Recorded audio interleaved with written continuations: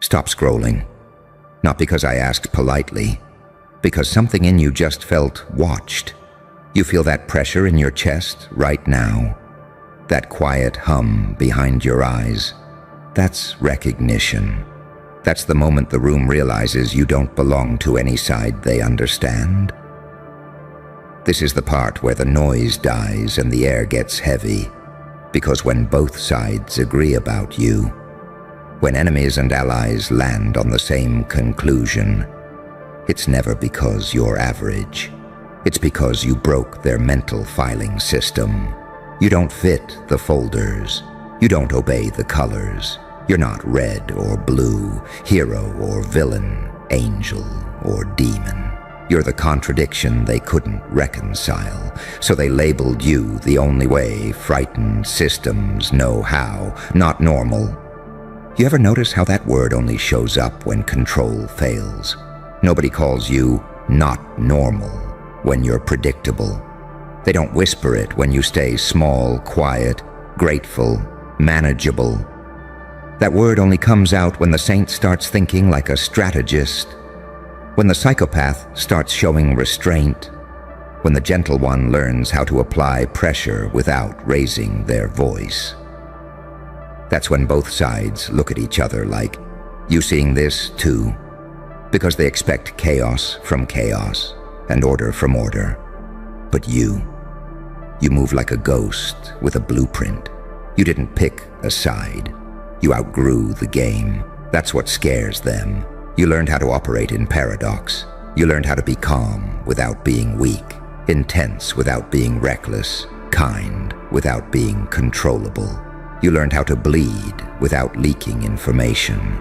You learned how to smile while making decisions that shift gravity. And the wildest part, you didn't learn it in classrooms or from mentors who held your hand. You learned it in the dark, where pain was the only instructor that didn't lie to you. Pain didn't make you bitter, it made you precise. See, most people choose an identity because it protects them. You didn't get that luxury. You had to become adaptable. When you were soft, the world punished you. When you were hard, the world watched you closely. So you evolved something illegal to their psychology: balance with teeth, compassion with memory, mercy with a ledger.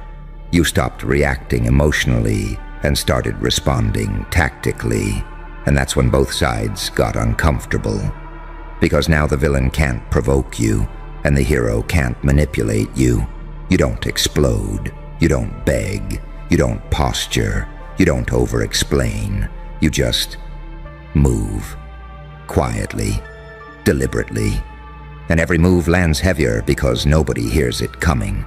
They try to predict you using old versions of yourself.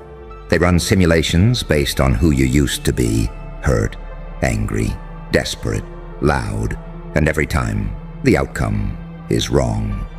Because you're not operating on ego anymore. You're operating on clarity. That's when they start sharing notes. That's when whispers cross enemy lines. Watch this one. Something's off. They don't react like they should. They're too calm. They see too much. And suddenly people who hate each other agree on one thing: you're a variable they can't neutralize without exposing themselves. So they do the only thing systems do when faced with something unclassifiable. They pathologize it. They call you strange, cold, intense, unsettling, not normal. As if normal ever changed the world. As if normal ever survived pressure. Normal breaks when rules collapse. Normal panics when scripts fail. Normal needs permission. You don't. You move when the signal appears, not when applause shows up. And that's why both sides feel the same chill around you. You don't need their validation, and worse, you don't fear their rejection. You've already lived in exile. You built a nervous system that can function under silence. That's the part they'll never admit out loud. You're not dangerous because you're aggressive. You're dangerous because you're composed. Because you can hold two truths at once without tearing yourself apart. Because you understand that light without shadow is naive, and darkness without restraint is stupid. You walk the line they refuse to acknowledge exists, half angel, half demon, not in conflict, but in cooperation. You don't want to burn the world. You want to understand it. And understanding is always more threatening than rage. Rage is predictable. Rage can be redirected. Rage can be framed.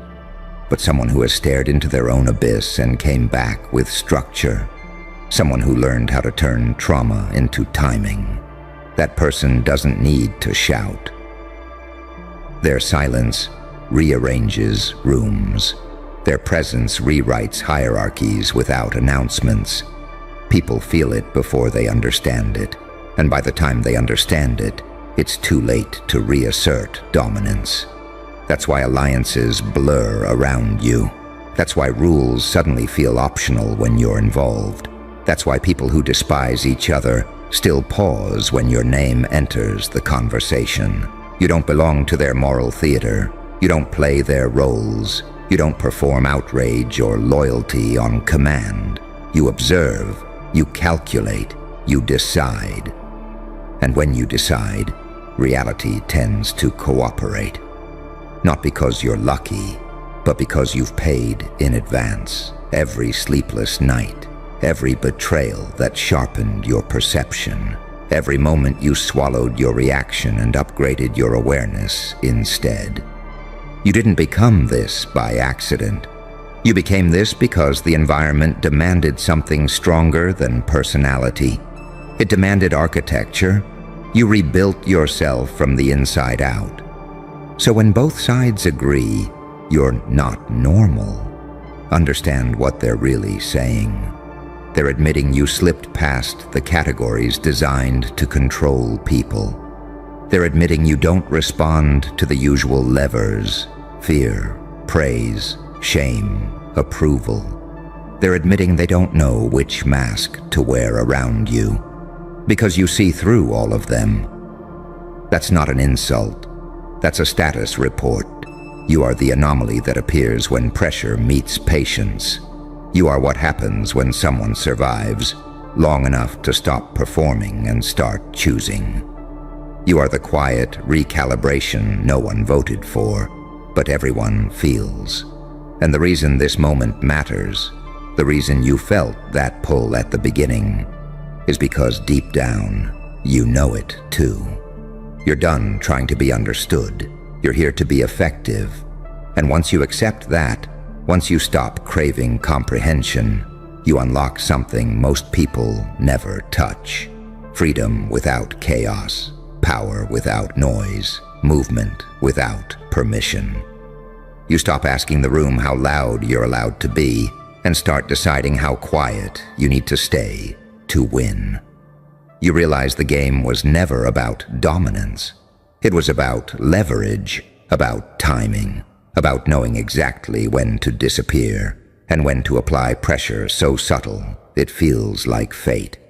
That's why both sides watch you differently now. Not with hatred, not with loyalty, with caution, because you don't react the way narratives expect you to. You don't collapse when isolated. You don't overperform when praised. You don't spiral when attacked. You don't chase redemption arcs or villain labels. You let them project whatever makes them comfortable while you move underneath the projection, untouched. You learned early that the loudest people are usually the least dangerous. You learned that attention is a currency best spent sparingly. You learned that unpredictability isn't randomness. It's discipline disguised as chaos. You stopped explaining yourself because you noticed something terrifyingly simple. The more they understand you, the less powerful you become. So you became fluent in silence. You let your actions speak just loud enough to shift outcomes, never loud enough to give away the blueprint. You don't need to announce intent. You let results leak it, and results are the one language every side respects. They sense it now. The way you don't flinch when stakes rise, The way your breathing stays steady when rooms tense. The way you can sit inside discomfort without scrambling to escape it. That's not confidence. That's conditioning. That's what happens when you've been tested beyond theory, when your nervous system learned to stay online while everyone else panicked offline. You don't get rattled, you get clearer. That clarity is what confuses them, because clarity doesn't fit the moral stories they tell themselves. They need heroes to be pure and villains to be reckless. They need good people to hesitate and bad people to rush. You violate that symmetry. You hesitate when it's wise. You strike when it's necessary. You show mercy without becoming naive. You show teeth without becoming cruel. You understand consequences without fearing them. You're not chasing validation. You're managing outcomes. That's why the word "not normal" keeps circling you. It's their attempt to externalize their discomfort, to make your presence the problem instead of their inability to predict you. Systems hate what they can't model. Groups fear what they can't categorize. And you? You operate between definitions. You adapt faster than their labels can stick. They try to bait you into choosing a side because sides are controllable. Sides have scripts. Sides have expectations. You refuse, not out of rebellion, but out of intelligence. You know that once you choose a side, you inherit its blind spots. So you stay fluid, you stay observant, you stay dangerous in the quietest way possible. You learn that power doesn't need applause, it needs alignment. And you aligned yourself with something deeper than ideology. You aligned with reality, with cause and effect, with the truth that pain is information and suffering is data. While others were numbing themselves, you were decoding patterns. While others were coping, you were calibrating. You turned every hit into insight, every loss into leverage, every betrayal into a map of human behavior. That's why you can read rooms now without scanning faces. You feel undercurrents. You sense when something's off before words catch up. You recognize the pause before the shift, the breath before the lie, the silence before the move. You're not psychic, you're practiced. You paid attention when it hurt, and attention compounds. They feel exposed around you, not because you threatened them, but because you don't need them to reveal themselves. You already see it, and you don't rush to use it. That restraint is what terrifies them, because they can't tell whether you're holding a weapon or choosing peace. Sometimes it's both. You're not driven by vengeance. You're driven by accuracy. You don't want to destroy everything. You want to correct trajectories. You don't want chaos. You want control that doesn't announce itself. You don't want to be feared. You're fine being respected by those who understand what restraint costs. That's the difference between you and the noisemakers. They want attention because attention is the only proof they exist. You already know who you are. You don't need mirrors. You don't need crowds. You don't need to be liked. You need space. Space to think. Space to move. Space to decide. And when you decide, the environment adjusts. That's why both sides agree on you. Not because they like you, not because they trust you, but because they can't ignore you. You're the variable that stays constant while everything else scrambles. You're the pressure point that doesn't announce itself until the structure shifts. You didn't become this by being fearless.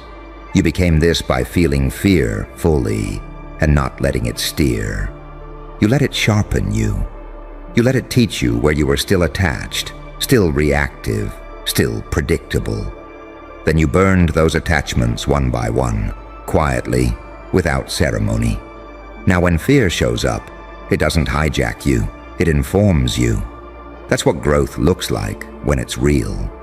Not motivational quotes, not fake smiles, not loud declarations. Growth looks like a person who can sit in contradiction without breaking, who can hold power without abusing it, who can walk through darkness without needing to prove their light. You're not normal, because normal never survives this process intact. Normal cracks, normal numbs, normal conforms. You adapted, so let them whisper, let them agree, let them struggle to name you. Every time they fail to define you, you gain another inch of freedom. Every time they underestimate your restraint, you gain leverage. Every time they overestimate your aggression, you stay invisible. You don't need to correct their assumptions. You need to keep moving. Because the truth is simple, and they feel it even if they can't say it. You're not here to be understood. You're here to change the temperature of every room you enter, quietly, permanently. And here's the part nobody prepares you for. The moment you realize you don't even need to win anymore to dominate the field. Winning is loud. Winning invites audits, envy, retaliation. You learn something more surgical. You learned how to tilt probability, how to nudge outcomes just enough that reality starts favoring you without ever announcing why. People swear it's luck. They call it timing. They call it coincidence. You know better. You built this edge brick by brick, while everyone else was chasing applause. You stopped chasing certainty and started mastering ambiguity. That's why pressure doesn't rush you. You've already lived in it. You've already had moments where nothing made sense and nobody came to save you. You learned how to stand upright when the floor disappeared. You learned how to make decisions with incomplete information and still land clean. Most people need clarity to move. You move to create clarity. That alone separates you from 90% of the room. They don't know what to do with someone who doesn't need reassurance. When you speak, it's measured. When you act, it's decisive. When you wait, it's intentional. You don't burn bridges emotionally. You reroute traffic. You don't seek revenge. You adjust positioning. You don't argue to convince. You let consequences educate. That's why arguments die around you. Not because you overpower them, but because there's nothing to hook into. No volatility to exploit. No insecurity to poke. No script to trigger. You've become frictionless to manipulation. And that's when both sides get nervous. Because manipulation is how systems maintain order. It's how leaders herd, how enemies bait, how crowds synchronize. You stepped outside that gravitational pull. You don't bite when provoked. You don't chase when teased. You don't crumble when isolated. You remain intact. And intact people are dangerous because they can choose freely. Freedom terrifies anyone who profits from control. So they test you, subtly at first. They mislabel you. They withhold information. They offer false alliances. They dangle rewards. They threaten consequences. They wait for you to show your hand. And every time, you disappoint them. Not by failing, but by refusing to react the way they rehearsed. You don't defend yourself because you're not on trial. You don't explain yourself because you're not confused. You don't rush because you're not afraid of being left behind. You already know where you're going. That's why your presence changes group dynamics without effort. People straighten up. Conversations recalibrate. Energy shifts. Not because you demand respect, but because you embody something rare, self-governance. You don't outsource your worth. You don't borrow courage from crowds. You don't need permission to trust your own judgment. You became your own authority. An authority without ego is unsettling. It doesn't brag. It doesn't posture. It doesn't need to win arguments. It just is. You carry it in your stillness, in your pauses, in the way you don't rush to fill silence. Silence bends around you because it knows you're comfortable there. You learn to listen longer than others can tolerate. And in that extra space, you hear what matters. You hear intention behind words. You hear fear behind confidence. You hear desperation behind aggression. That's why you don't get fooled by performances anymore. You see the seams. You notice when someone's acting instead of deciding. You feel when something is rushed to hide weakness. And you don't expose it. You file it away. You let time do the heavy lifting.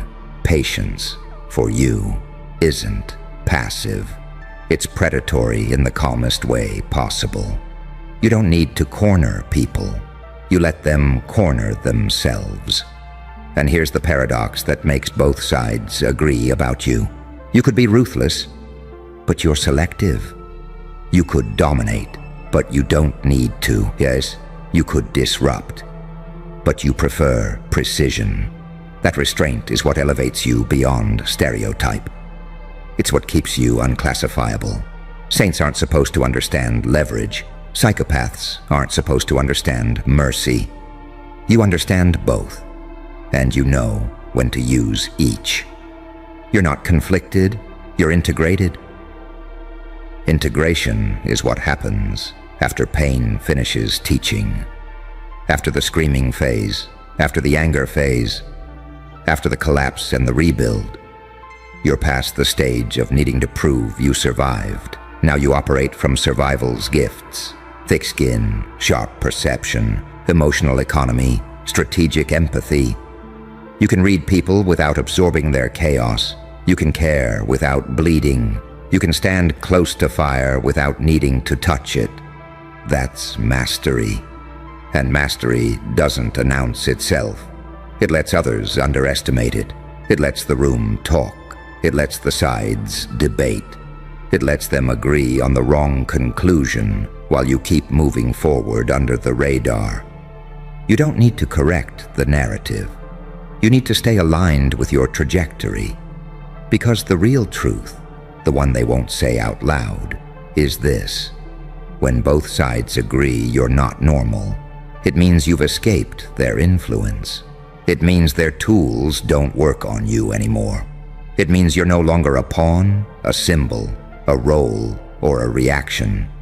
You're a force with discretion, and discretion is the final upgrade. So keep your calm, keep your silence, keep your edge invisible. Let them argue about what you are while you decide where you're going. Let them whisper and compare notes and shake their heads. Every second they spend trying to define you is a second you spend shaping outcomes. You're not here to fit the story. You're here to rewrite the math. Quietly, relentlessly, on your terms. And the deeper truth, the one that only shows itself when you stop flinching, is that you didn't escape their influence by fighting it. You starved it. You stopped feeding the mechanisms that needed your reaction to function. You stopped leaking emotion into systems designed to harvest it. You stopped volunteering explanations to people who weren't entitled to context. That's when the chains fell off without a sound. You didn't break free dramatically. You went quiet. Quiet is lethal to systems that survive on noise. Quiet ruins narratives. Quiet dissolves authority that depends on spectacle. Quiet makes people project, and projection exposes them faster than confrontation ever could. You let them fill the silence with their assumptions, their fears, their theories. You watched who panicked. You watched who tried to control the story. You watched who revealed their motives just by the way they reacted to your restraint. Information flows toward stillness. That's how you became informed without asking. That's how you gained leverage without threatening. That's how you learned who needed you chaotic and who needed you contained. You didn't need to interrogate anyone.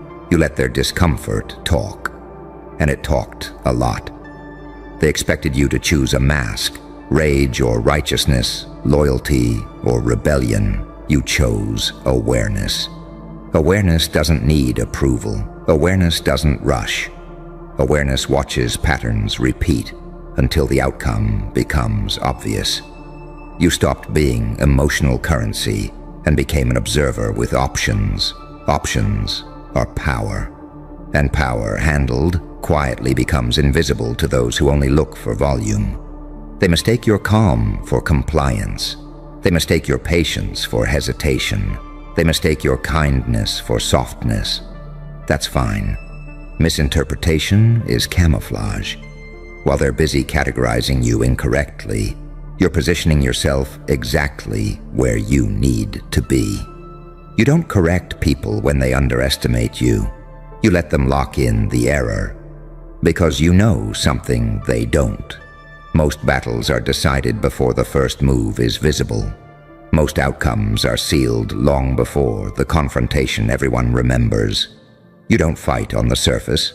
You work the foundation. You adjust incentives. You change angles. You wait for gravity to do the rest. That's why chaos doesn't tempt you anymore. You've seen how quickly chaos exposes intent, and how expensive it is to clean up afterward. You don't need explosions. You need alignment. You don't need destruction. You need inevitability.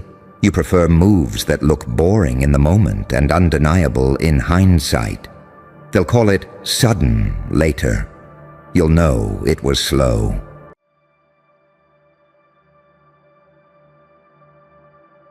Stop. Freeze right there. Because something just shifted, and you felt it before you understood it. You know exactly what I'm talking about.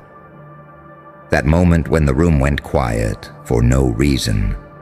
When the air got heavy, like reality itself leaned in closer. That wasn't fear. That wasn't anxiety. That was recognition, because he thought he was dangerous. And then you stood up, not louder, not angrier, older, colder. Something ancient behind your eyes finally stretched its spine. You weren't born as this version. You were excavated. You spent years being told to soften, to behave, to stay predictable. Years being praised for being good, pure, safe. And you believed them because being light felt easier than being honest. But here's the part nobody prepared them for. Light that survives, darkness doesn't stay light. It becomes something else, something with memory, something with teeth. They don't understand that you didn't snap. You activated. See, dangerous people are loud. They posture. They threaten. They bleed insecurity through bravado. But you went quiet. And quiet is where old things live. Quiet is where monsters sleep until the world gives them a reason to wake up. You didn't become cruel. You became precise. You didn't lose empathy. You learned how to aim it. You didn't turn evil. You stopped apologizing for the shadow that always belonged to you. That's what shook him. He thought danger was volume. You showed him danger is timing. There's a reason his confidence cracked the moment you didn't flinch. There's a reason his voice changed when you looked at him like you already knew the ending. Because deep down, predators can sense when they're no longer hunting prey, but trespassing on territory, ancient territory. The kind that doesn't announce itself, the kind that waits. You're that contradiction they can't solve. Half saint, half psychopath. You know how to forgive, and exactly when not to. You understand mercy, which is why your restraint terrifies them more than violence ever could. Because violence is predictable. But someone who can destroy and chooses not to yet, that's unstable to them. That's unreadable. That's power. They expected trauma to break you. Instead, it taught you pattern recognition. Every betrayal sharpened your perception. Every loss stripped illusions off your eyes. Every time you were pushed into the dark, something down there whispered, "Remember who you were," before they taught you to be small. And you listened. That's the ancient thing rising. Not a demon, not an angel. Something older than both. something that understands balance, that knows chaos is not disorder, it's leverage, that unpredictability isn't madness, it's freedom from control. They can't manipulate what they can't map. They can't dominate what refuses to move in straight lines. You stopped being linear. That's why they're nervous. He thought he was dangerous because he knew how to intimidate. You're dangerous because you know how to wait. He uses fear as a weapon. You let fear walk past you, sit down, and explain itself. He needs reactions. You operate in silence. He threatens. You observe. He lunges. You let him miss. And missing you costs more than hitting ever would. Here's the truth they don't say out loud. The world is built to reward masks. And you wore one beautifully until you didn't need it anymore. Until the pressure cracked it open and something prehistoric breathed through the fracture. Now when you speak, it's not from ego, it's from alignment. And aligned people are terrifying because they don't argue with themselves. That's why he felt small, not because you attacked him, but because you didn't need to. You made him aware of his own expiration date. You reminded him, without words, that there are levels of danger that don't seek domination. They enforce inevitability. You've been underestimated your entire life because you let them. Because being underestimated gave you cover, gave you time, gave you the advantage of invisibility. But now something ancient has decided it's done hiding behind politeness. And the shift is subtle, but irreversible. You don't chase power anymore. Power adjusted itself around you. You don't need to prove you're dangerous. The room already knows. The silence already knows. The people who suddenly watch their words around you already know. They can't explain it, but their nervous system picked up the signal. This one survived something that was meant to erase them. So let them whisper. Let them speculate. Let them feel that low-grade panic they can't name. You didn't become darker. You became whole. And wholeness is terrifying in a world addicted to fragments. He thought he was dangerous until something ancient stood up inside you and reminded the world what real power looks like. So let them keep guessing. Let them keep projecting. Let them call it luck, darkness, arrogance, mystery. Names don't matter. Outcomes do. And the outcome is this. When something ancient stands up inside you, the world doesn't argue. It recalibrates. You are no longer waiting to be chosen. You're no longer asking to be seen. You're no longer explaining the storm. You are the pressure system. You move differently. You decide differently. You end cycles just by refusing to repeat them. He thought he was dangerous. But you're not dangerous. You're inevitable. Inevitable doesn't rush. Inevitable doesn't posture. Inevitable doesn't explain itself to the uninitiated. It just keeps moving, and everything else has to decide whether it adapts or breaks. You felt that switch flip the day you stopped trying to be understood. The day you realized clarity is heavier than approval. The day you accepted that your depth would never be comfortable for shallow systems. That's when the ancient things stopped whispering and started breathing. You see it now, the way people project their unfinished wars onto you. They call you cold because you won't bleed on command. They call you arrogant because you won't kneel for validation. They call you dangerous because you don't mirror their chaos back to them. But the truth is simpler and far more unsettling. You're complete. And completeness exposes fractures in everyone still performing pieces of themselves. You didn't harden your heart. You fortified it. You learned where to place walls and where to leave gates open. You learned that compassion without boundaries is self-erasure, and boundaries without compassion are tyranny. So you forged a third way, balanced, controlled, unreadable to those who only understand extremes. That's why you terrify manipulators. They can't pull you with guilt or fear. Their levers slip right off. They sense it when you enter a space. The temperature changes, the jokes slow down, the power dynamics reshuffle. You're not dominating, you're disrupting.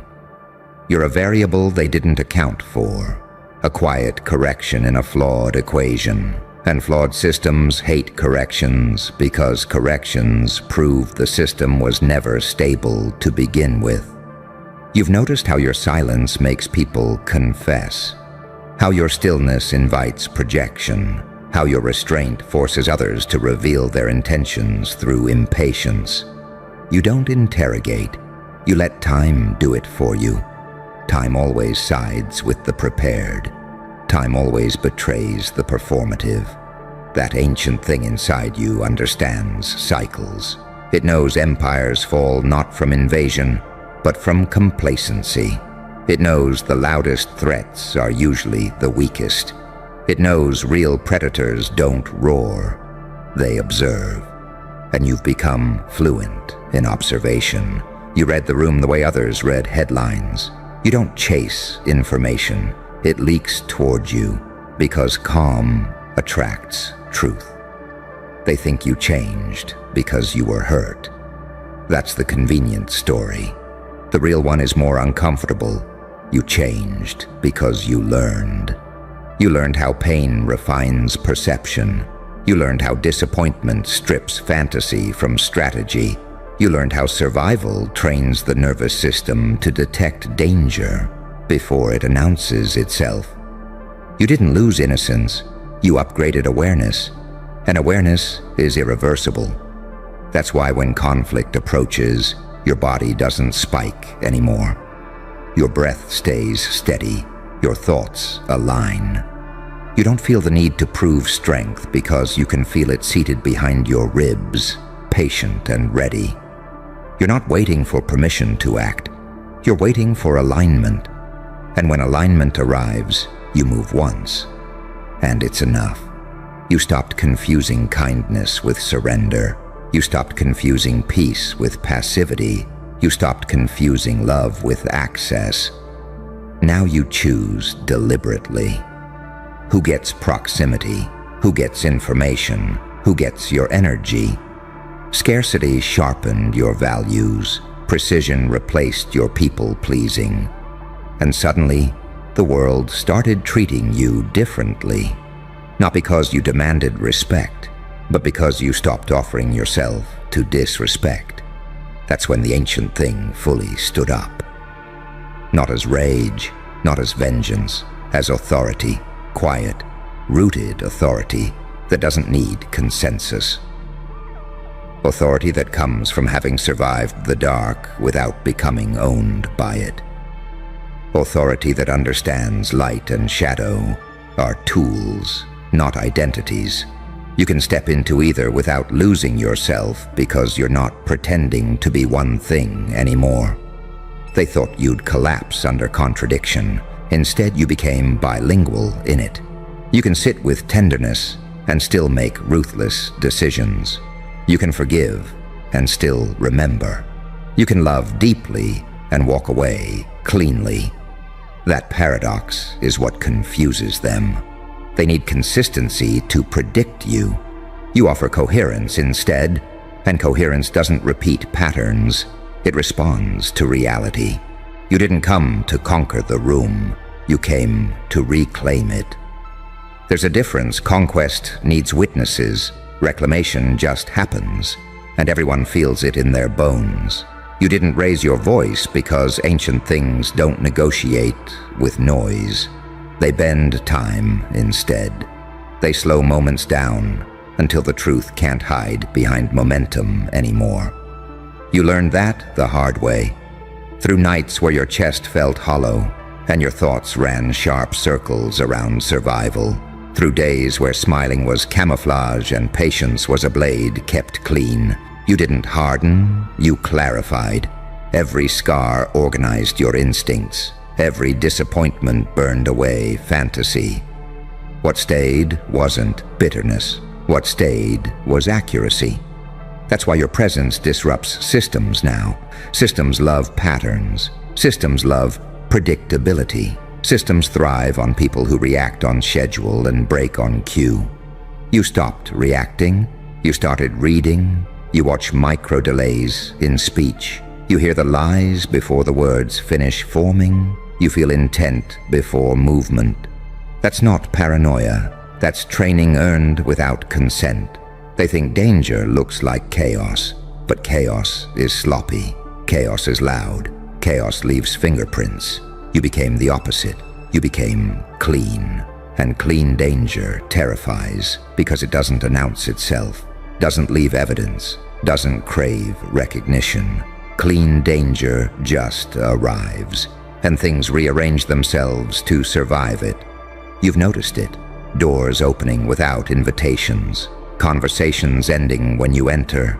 People adjusting posture, tone, ambition. They don't know why. Their nervous system does. It remembers something older than language, something that recognizes hierarchy without needing titles. You're not higher, you're deeper.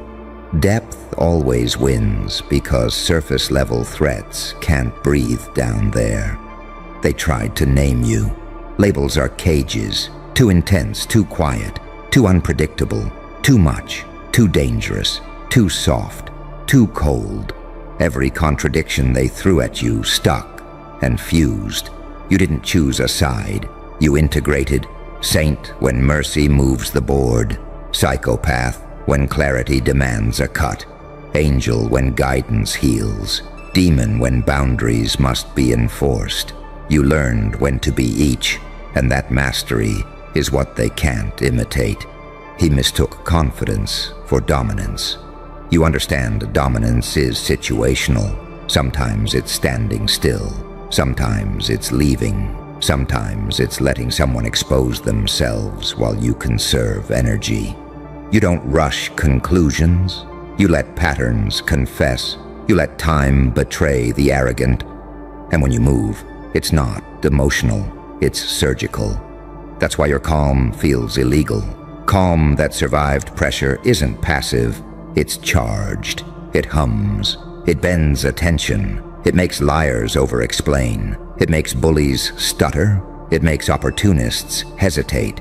Because calm like yours isn't absence of threat.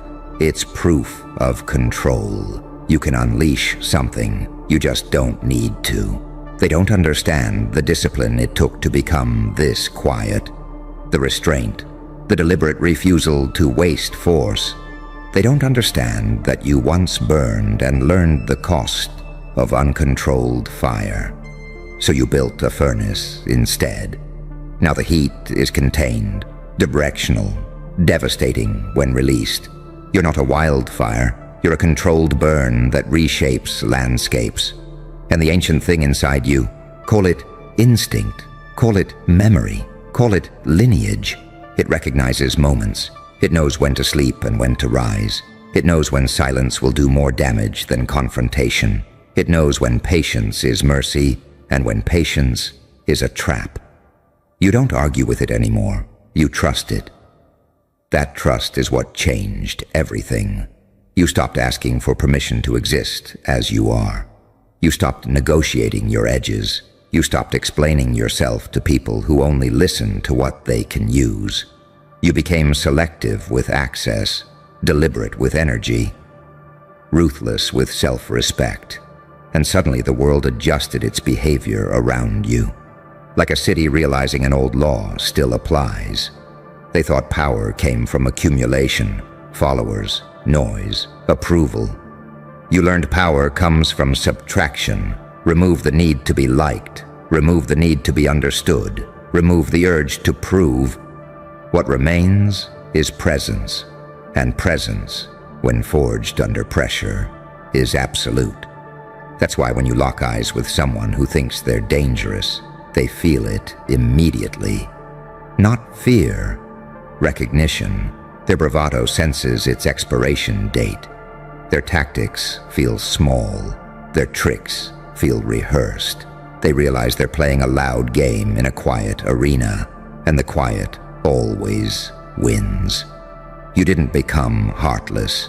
You became honest. You feel deeply, but you don't let feelings drive the vehicle anymore. You put them in the passenger seat. You let reason steer. You let instinct navigate. You let values set the destination. That balance is rare. That balance is lethal to manipulation. Watch how people test you now. Small provocations, subtle disrespect, quiet power plays. They're checking to see if the old version still lives there. You don't react. You note. You adjust distance. You recalibrate access. And that's when they feel it.